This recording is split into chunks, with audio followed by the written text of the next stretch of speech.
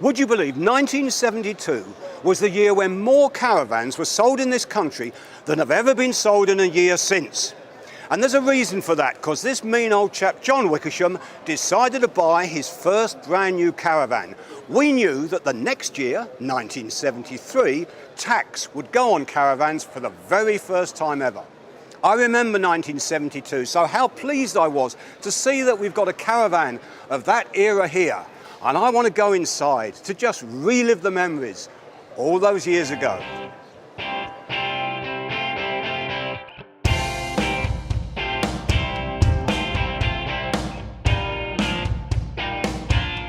It's incredible to come back into this environment. Things have changed, haven't they, so much?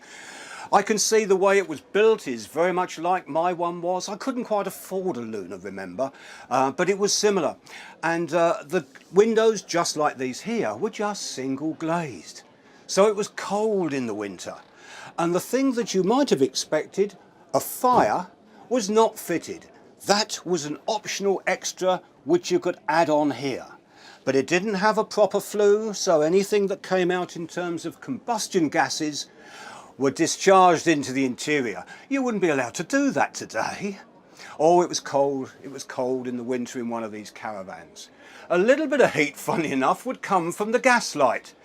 Now, for many years, gas lights had been fitted in caravans, but somebody in Essex discovered a way of making a light work on 12-volt electricity that was a fluorescent strip light. We were all a bit doubtful about the success of those, so in this year, they embraced both an electric light and a gas light as a backup in case the electricity failed.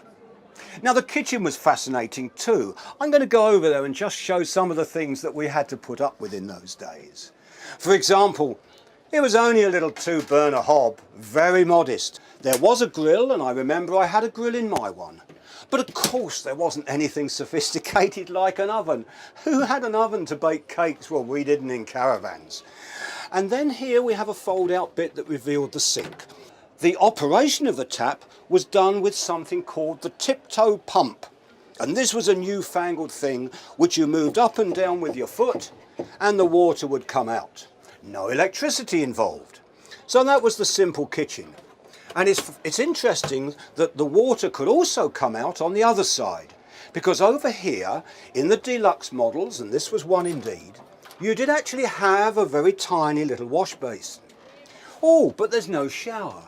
And there isn't a toilet for the simple reason that you had to go out and buy one, and it was often called the bucket and chuck it toilet, because it was a big plastic bucket.